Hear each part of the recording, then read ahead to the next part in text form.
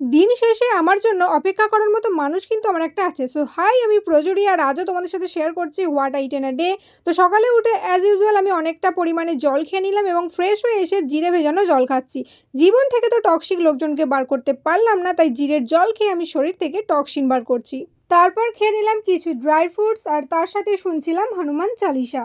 যাদের আমার মতো লো প্রেশারের সমস্যা আছে তারা প্রতিদিন 3টে করে খেজুর খাও, দেখবে অনেক উপকার হবে। তো আজকে লাঞ্চে ছিল ভাত, টক দই, ডিম ভাজা, ঢ্যাঁড়সের তরকারি, মুসুর ডালের বড়ার ঝাল ও আমের চাটনি। তাড়াতাড়ি লাঞ্চ করে নিয়ে আমি আবার আমার কাজ নিয়ে বসে পড়লাম।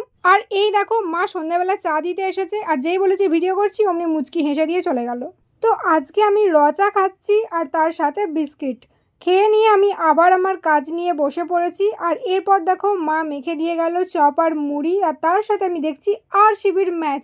আর আজকে কাজ শেষ করতে প্রায় আমার 12টা বেজে গিয়েছিল। আর এই যে মানুষটা প্রতিদিন দিন শেষে আমার জন্যই অপেক্ষা করে থাকে।